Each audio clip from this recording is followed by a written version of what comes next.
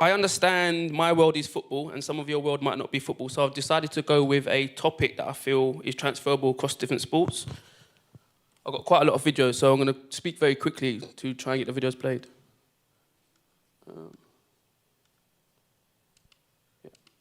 So that's a little bit background about myself. I'm currently academy manager, and I suppose I identified this area of development when I was head of coaching, where basically I'll go around, watch coaches, help them develop, and try and identify areas where they can support players better. The reason why is because a high percentage of these players have this as a weakness. It's the most difficult and challenging to develop, and it stretches for me beyond just the pitch or the ground that you guys work on. And it's very, very powerful. And the area I want to focus on is the social and psychological development. Psychological is self and individual, and social is how you interact with team and others. And I think that applies to any sport, society, anywhere. So I think it's a really good topic for you guys to try and focus on. And I have my email at the end. I want to open it up and have these discussions. I want to see how you try and implement things moving forward.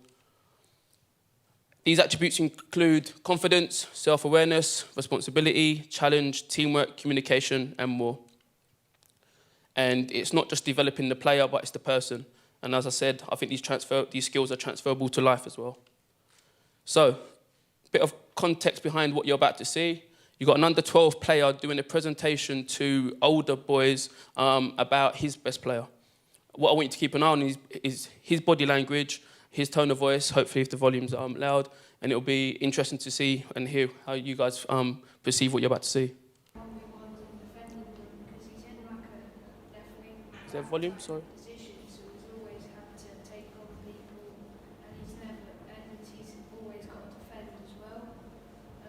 Can you guys hear that?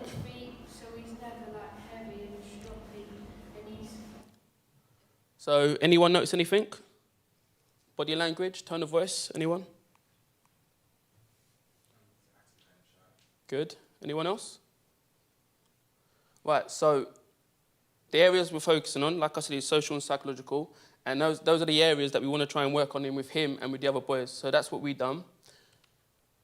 This is him reviewing his session that he had delivered to the players, and he's been interviewed also by another player. So again, the person interviewing him is also developing.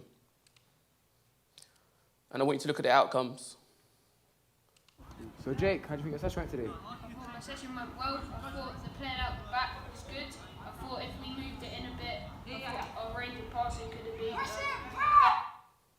Okay, so not the longest video. Anything you notice about his body language now?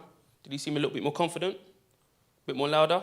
So he's obviously gone through the process and with the intention of developing those outcomes. What is the point? What is the outcome that we're looking for? Well, I think technical, tactical, and physical, they're quite easy to develop in any sport that you do. And like I said, I think the social and the psychological areas they're areas where we talk about them, but they can be quite difficult to develop. But I feel with technical, tactical, and social development, plus the bits that we're trying to develop, you kind of make yourself redundant. And what I mean by redundant is when it comes to game time, when it comes to match, all your planning, preparation has been developed so that hopefully you get something along these lines. We're not flowing. What was it meant to happen? If you move it, we'll score.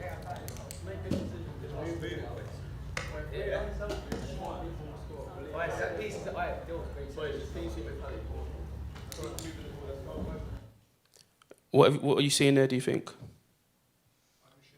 Ownership, yeah. Anything else? Confidence, decision making. There's a bit of tactical stuff in there as well.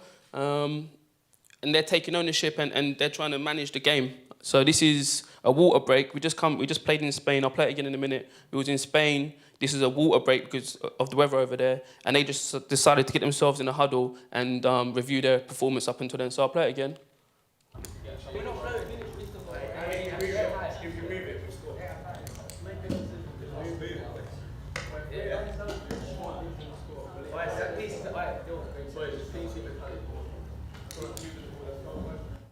So to develop those on-the-pitch skills, we obviously done quite a lot of stuff off the pitch.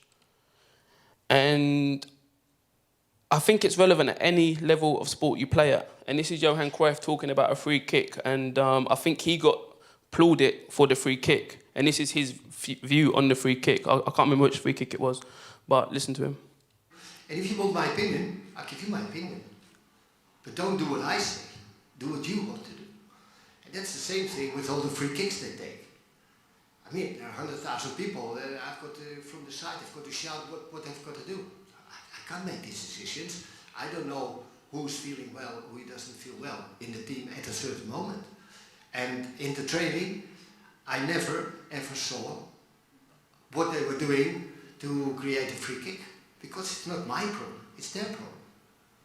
Their problem is to kick the ball in the free kick.